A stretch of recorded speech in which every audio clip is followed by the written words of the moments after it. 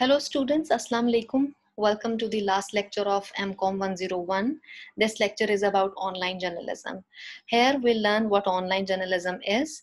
This is a brief and short lecture, and the purpose here is to familiarize students with the concept of online journalism. So let's begin. This is our first slide, and here we'll learn what is online journalism. Let me tell you that online journalism is, which is also known as digital journalism. It is a kind of journalism where all the information, all content, all news are shared using internet. It is a contemporary form of journalism. You know that all newspapers, they have their online presence. You can find their e-copies, their e-papers online. Similarly, all the content that you see on TV, that is also available online. All TV channels, they have their online presence. You can go to CNN's website, cnn.com, and you can see a list of their broadcasts uploaded there. You can access them whenever you like. Same is the case with Geo News, ARY News, and all the other channels that are available to you. Not only that, there are magazines, there are newspapers that do not have physical existence, which means they do not have their physical copies. They have only online presence. They only exist online. One such example is an American magazine. Its name is Intercept, Intercept. I highly encourage you to look this up online.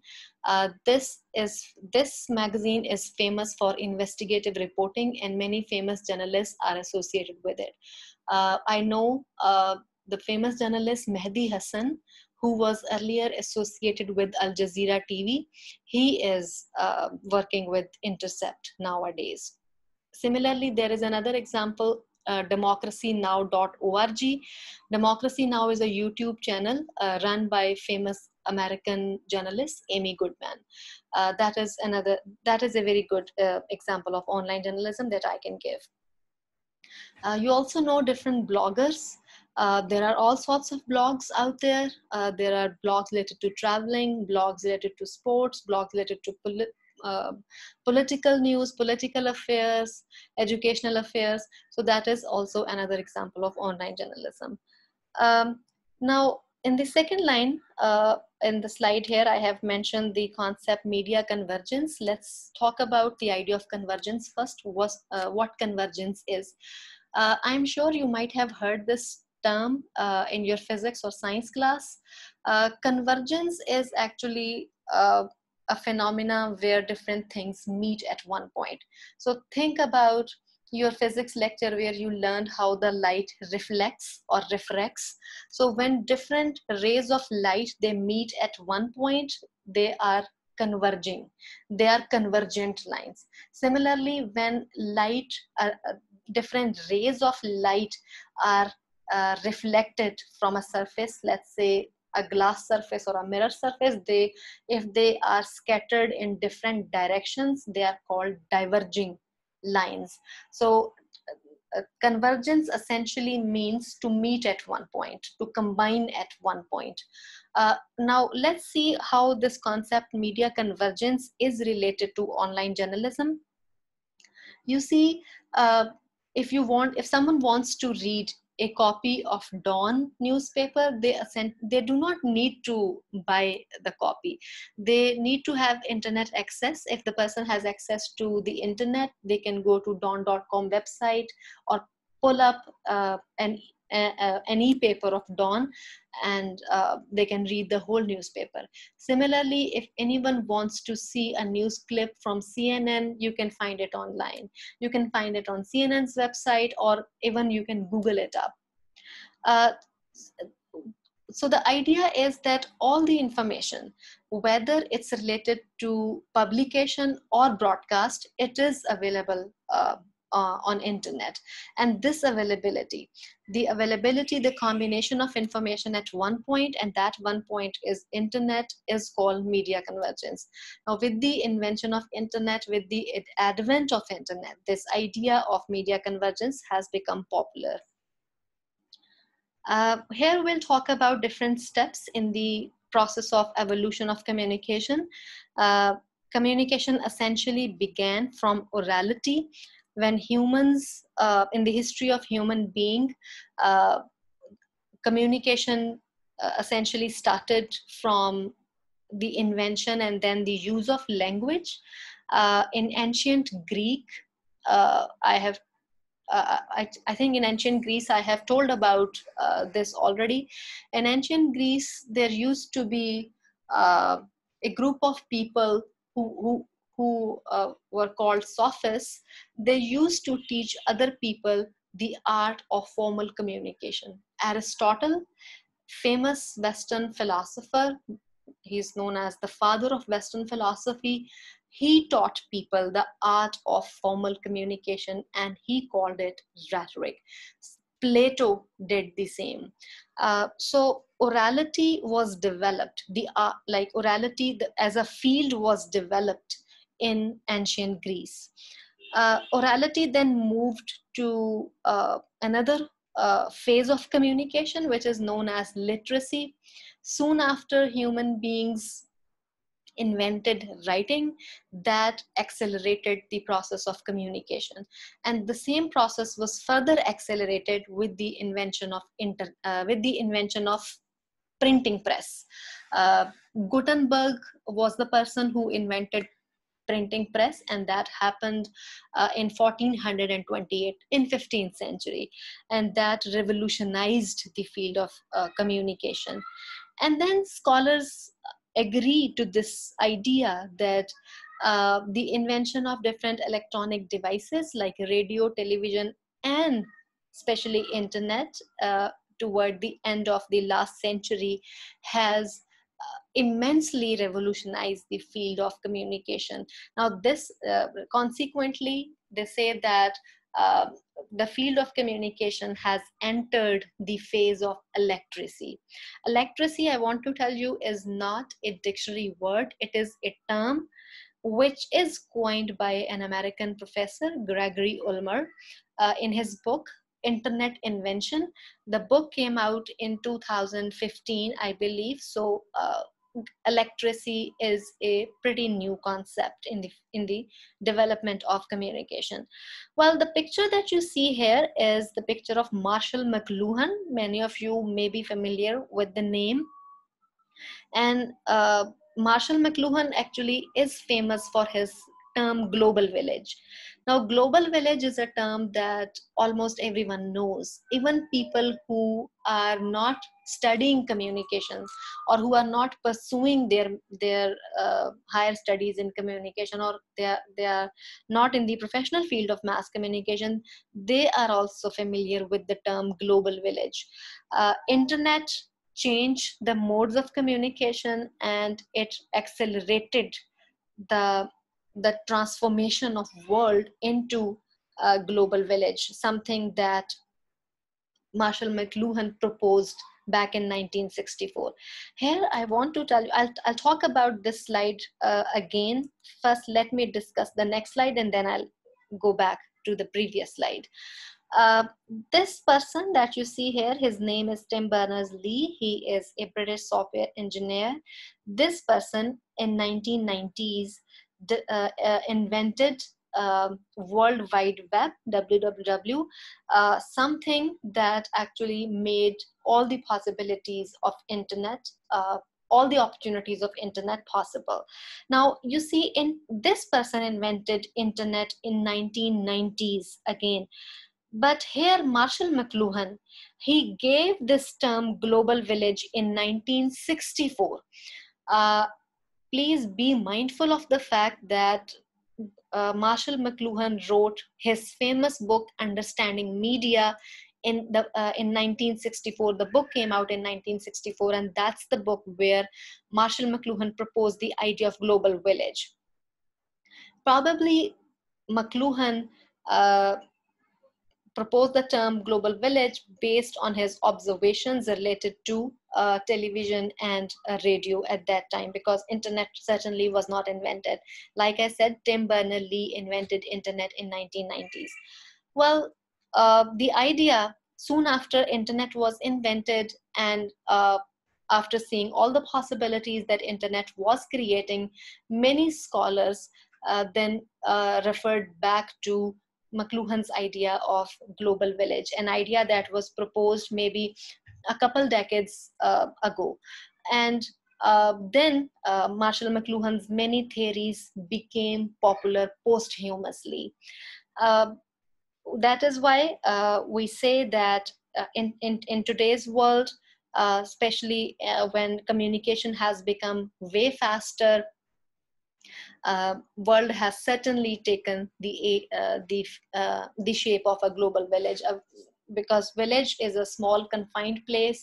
People are well aware of their surroundings, and same is the case with internet keeps people aware of their surroundings.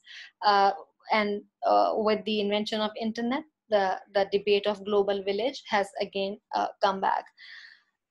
Internet, in the second sentence of this slide, I have written that internet is making us all journalists, broadcasters, columnists, commentators, and critics. Earlier, in the traditional phase of communication, the flow of information was one way. There were gatekeepers, and we talked about gatekeepers in our previous lectures, like producers. There were producers, there were reporters, and essentially they were responsible for communication. Nowadays, internet has changed the notion. Now everyone is sort of producer, even you and me, who upload videos on YouTube, we share content on Facebook and Twitter. We are also producers, we are also communicators. So internet has actually changed the direction of communication. It's not in single direction now, it's both ways. And all right, this is what I wanted to say here. There was something else that came in my mind and I forgot. I'm sorry. It will come again, and if it does, I'll definitely share it with you. We have already discussed this slide. Let's move on to the last slide of the lecture. And here we are going to talk very briefly about some repercussions that internet has brought in our lives. Well, if you are asked to write an essay on the benefits of internet and the miracles of communication that it has done, I'm sure you can write a really detailed, long, lengthy essay on that. But with that, internet has also brought many repercussions for us, and here we'll talk about them very briefly. The first thing is freedom. Yes, internet allows freedom. Anyone can post information, anyone can share information. You can criticize governments, you can criticize establishment, you can criticize institution. That is the kind of freedom that internet has provided you. But with that, a big question is that what about absolute freedom? Well, absolute freedom is a problem. There has to be a limit to it. What if in the name of freedom someone starts hurting someone's religious or let's say ethnic sensibilities or national sensibilities?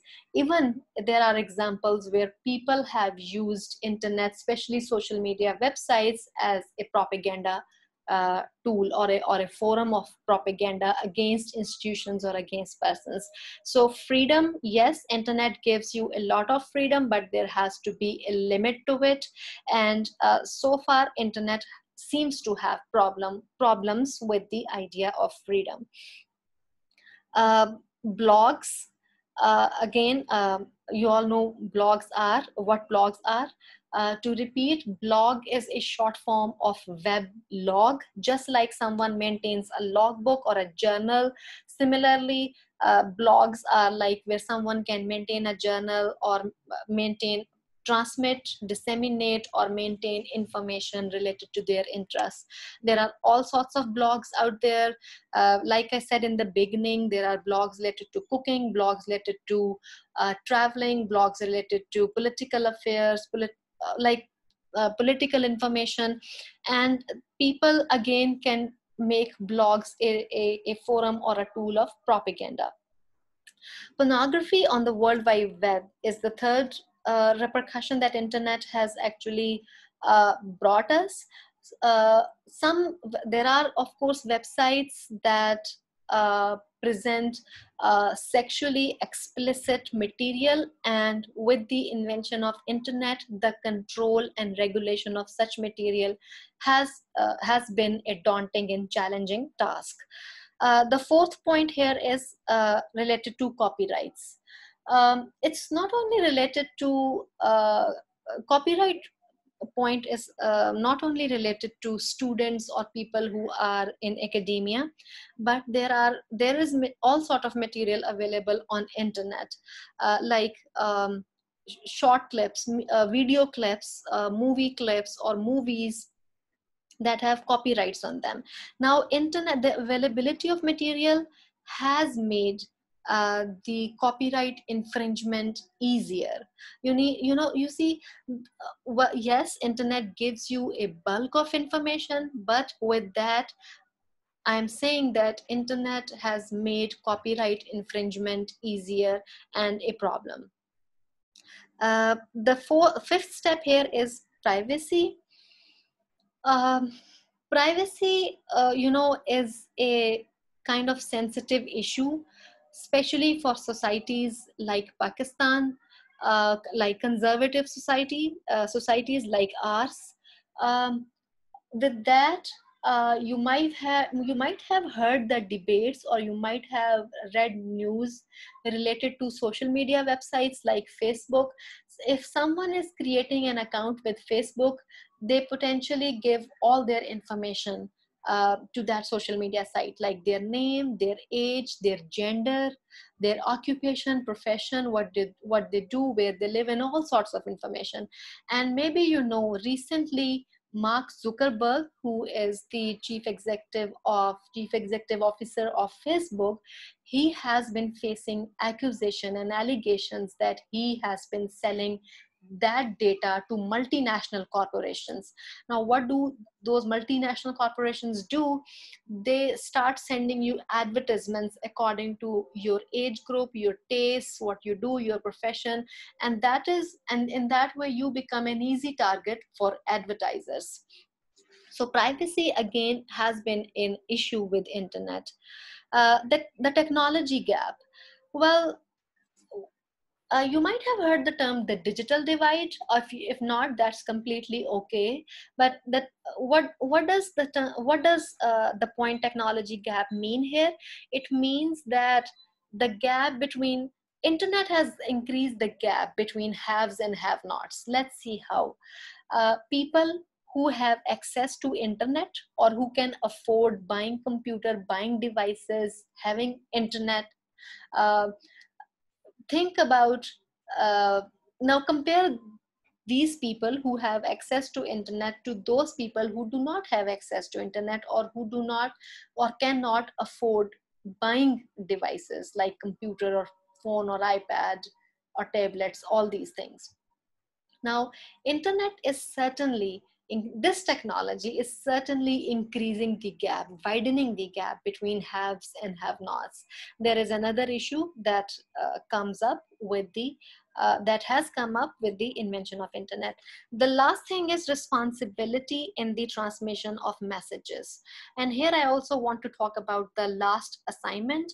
The last assignment, you know, that is related to recorded presentations. You all are supposed to record a 3-minute presentation with PowerPoint.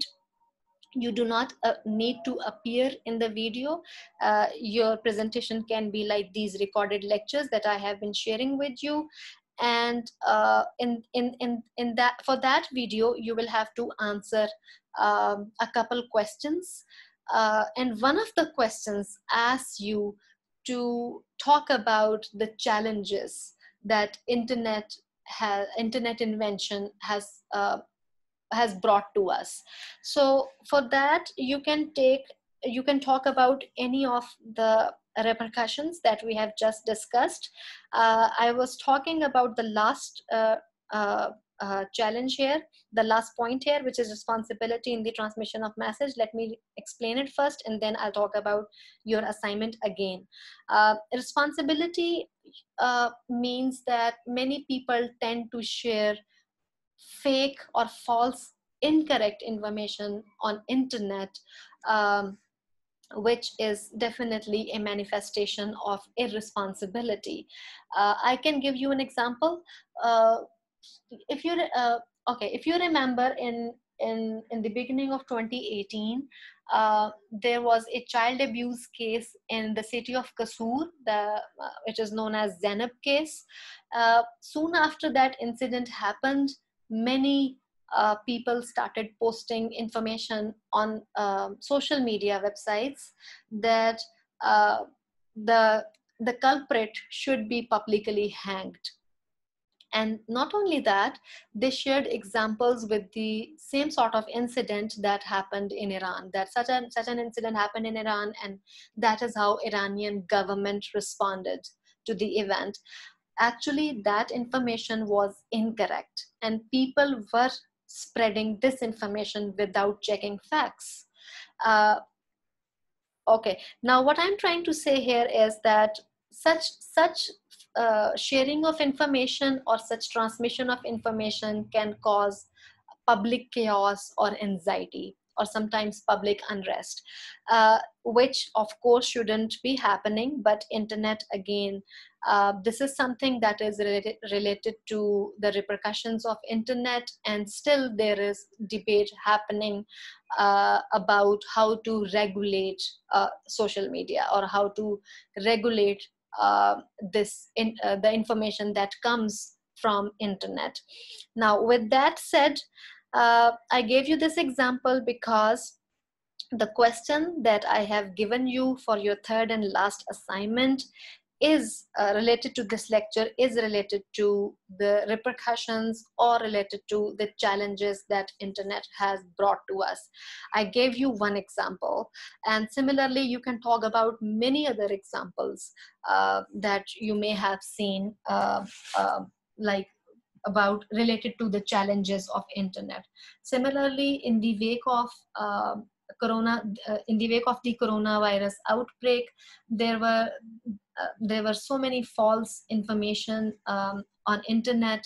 uh, People were talking about the ideas of increasing your ginger and garlic intake to boost your immunity and to prevent from the spread of virus, which again proved to be an incorrect information. And here you can see that that was the dissemination of irresponsible content through the use of internet. Now please do not be confused about your third and last assignment. When I upload the assignment document on Moodle, it will have all the details. With this, my lecture on online journalism has ended.